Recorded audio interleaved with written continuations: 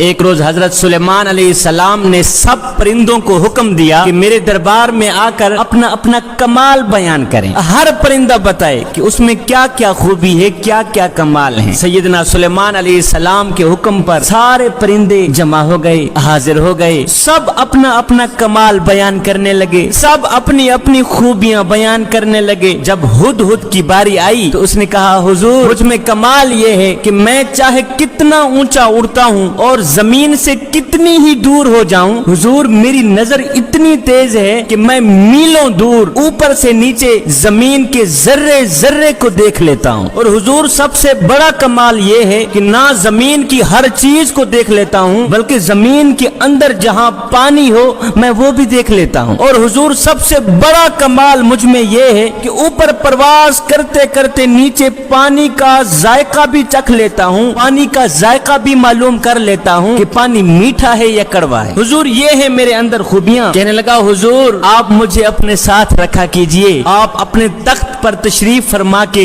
ہوا پر سیر کرتے ہیں. حضور آپ جہاں بھی جائیں مجھے اپنے ساتھ میں رکھیں. میں زمین پر نگاہ رکھا کروں گا کہ جہاں بھی زمین پر میٹھا پانی نظر آیا کرے گا میں آپ کو بتا دیا کروں گا, اور آپ اپنا تخت وہاں اتار کر اپنا دربار بنا لیجئے گا. سیدنا سلیمان علیہ السلام اس کا کمال سن کر بہت ہی خوش ہوئے اور ساتھ میں فرمایا کہ میاں ہدہد, ہم نے تمہیں اپنے ساتھ رہنے کی اجازت دے دی ہے. اب ساتھ میں کوا بیٹھا تھا, وہ ہدہد کا یہ کمال دیکھ کر, ہدہد کی یہ حوصلہ افزائی عزت دیکھ کر حسد کے مارے جل بھن گیا. جب حسد کے مارے جل بھن گیا تو کوا کہنے لگا, حضور ہدہد کے ساتھ ایک میری عرضی بھی سن لیجئے. سیدنا سلیمان علیہ السلام نے فرمایا, جی کوے بول, اب میں تیری سن رہا ہوں. کوے نے کہا, حضور ہدہد نے بالکل جھوٹ بولا ہے, اس نے سراسر جھوٹ بولا ہے. حضور اس میں ہرگز یہ کمال نہیں ہے جو اس نے آپ کو بتائے ہیں. حضور اس میں یہ خوبیاں ہیں ہی نہیں جو اس نے آپ کے سامنے بیان کی ہیں. سیدنا سلیمان علیہ السلام نے فرمایا, کوے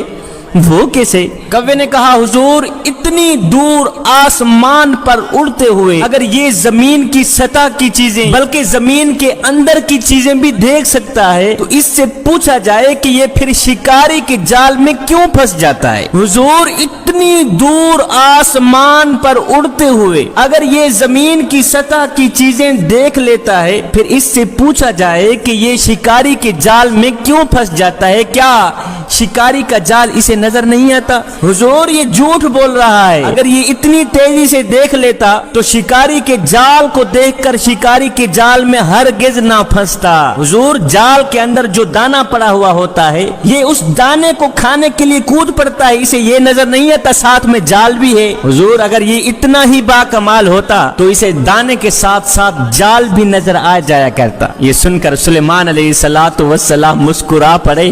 آپ نے مسکراتے ہوئے فرمایا, میاں ہدہد سنا ہے تو نے کوے کا اعتراض, تمہارے پاس اس کا کیا جواب ہے؟ کوے نے جو اعتراض کیا ہے تمہارے پاس اس کا کیا جواب ہے؟ تو ہدہد نے کہا, حضور یہ حاسد ہے, یہ حسد کرنے والا ہے, یہ بیچارہ میرے کمال کا انکار کر رہا ہے, یہ میری خوبیوں پر پانی پھیر رہا ہے. حضور آپ اس طرح کریں, میرا امتحان لے لیجئے, میں نے جو کچھ کہا ہے اگر وہ صحیح نہ ہوا تو میرا سر تن سے جدا کر دیجئے گا. سلیمان علیہ السلام نے فرمایا, پھر بھی سوچ لے.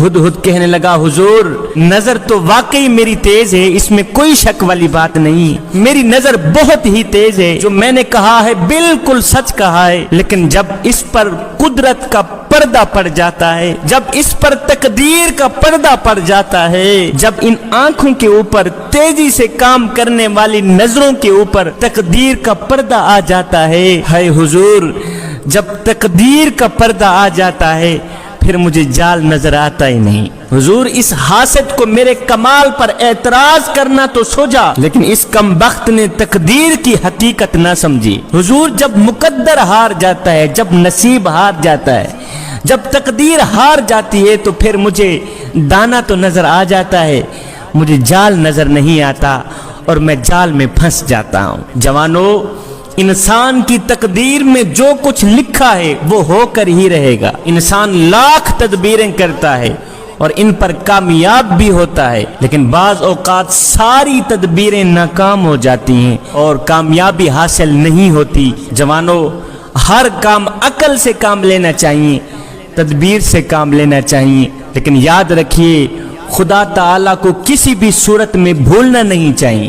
ہزاروں تدبیروں کے باوجود بھی بعض نتیجہ جو الٹا نکلتا ہے، یہ انسان کے لیے ایک تنبیہ ہے کہ تم اپنی عقل اور تدبیر پر ہی بھروسہ نہ رکھنا۔ یاد رکھنا ایک طاقت ایسی بھی ہے جو تمہاری تمام تدبیروں کے ہوتے ہوئے بھی تمہیں کامیاب نہیں ہونے دیتی، اور وہ طاقت ہے خدا کی طاقت۔ دیکھیے آج ہوائی جہازوں کے، ریلوں کے، بسوں کے جو حادثے ہوتے ہیں، ان مکمل تدبیروں کے باوجود بھی، ان مکمل انتظامات کے باوجود بھی جو حادثے واقع ہو جاتے ہیں، بحری جہاز ڈوب جاتے ہیں، ہوائی جہاز گر جاتے ہیں، ریلوے ٹکڑے ٹکڑے ہو جاتی ہے، یہ سب باتیں اس بات کی دلیل ہیں کہ ایک ہستی سب سے بلند و بالا اور سب سے بڑی طاقت والی بھی ہے، جو ان تدابیر کے ہوتے ہوئے بھی جو چاہے وہ کر سکتی ہے۔ اب اس حکایت سے ہمیں یہ بھی معلوم ہوا کہ کوا ایک حاسد جانور ہے، حسد کرنے والا جانور ہے۔ یہ کسی صاحب کمال کا کوئی بھی کمال سن کر